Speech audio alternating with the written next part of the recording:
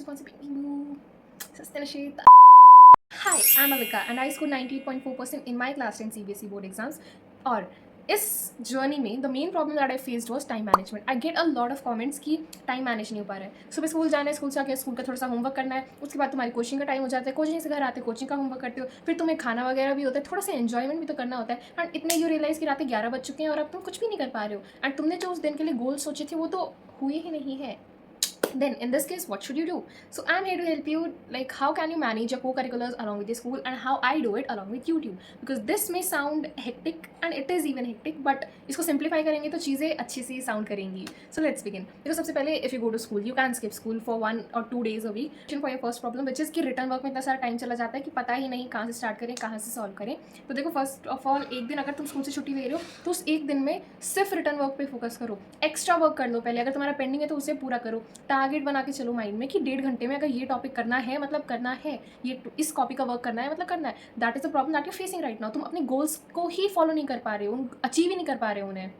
सो सबसे पहले इस पे वर्क करोगे. सेकंड चीज़ विच इज़ कि कोचिंग का होमवर्क, स्कूल का होमवर्क एंड ऑल दैट. तो देखो स्कूल कोचिंग का होमवर्क बेसिकली यही होता है, कॉपी वर्क होता है, उसका मैंने तुम्हें बता दिया. Second is revision. Revision is the key, क्योंकि अगर तुम जो स्कूल से पढ़ के आए हो, इफ़ यू रिवाइज इट तो तुम्हें याद रहती है वो चीज़ कि ठीक है तुमने क्या क्या पढ़ा था. How do you revise it? एक बार घर आओ, try to run your brain.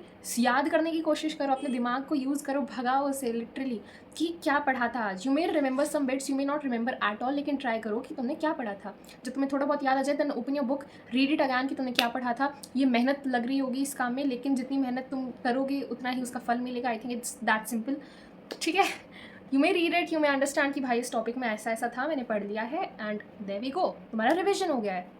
without wasting much of your time, let's come to the third point, which is कि बैकलॉग्स बनते जा रहे हैं. तो बैकलॉग से क्या करते थे? देखो मैं भी इसी दुविधा में फंसी हुई हूँ. And what I did from year back also when I had backlogs of many chapter. देखो अगर तुम्हारी ये सिचुएशन है कि क्लास में 3-4 चैप्टर आगे चले गए हैं, तुम 3-4 चैप्टर पहले ही पढ़े हो, तुम्हारा वो भी नहीं हो रहा है, तुम जो अभी चल रहा है वो भी नहीं कर पा रहे हो, एंड इन सब से मिला के तुम्हें डिस्प्रेशन के अलावा कुछ नहीं मिल रहा है, तो सबसे पहले तो इस वीडियो को देखने के बाद एक कॉपी पेन निकालो, एक टू डू लिस्ट बनाओ. It is as simple as that. एक टू डू लिस्ट बनाओ कि तुम्हें क्या क्या काम करने हैं, अपने दिन को प्लान आउट करना सीखो. That's how we live a good and productive life.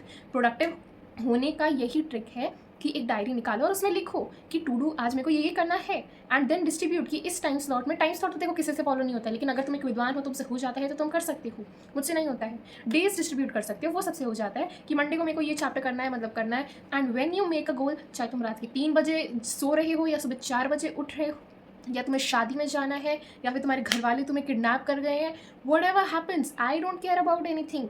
What I care about is कि मेरे गोल्स पूरे हुए हैं या नहीं, जो मेरे को वर्क करना था वो पूरा हुआ है या नहीं. And that should be your aim also, क्योंकि ऐसा करोगे जब ही नंबर आ पाएंगे बेटा. Video thank you for watching. I hope तुम लोगों को पसंद आई हो. If you like it, like subscribe and share करना बिल्कुल मत भूलना. And also don't forget to comment it. Otherwise bye bye.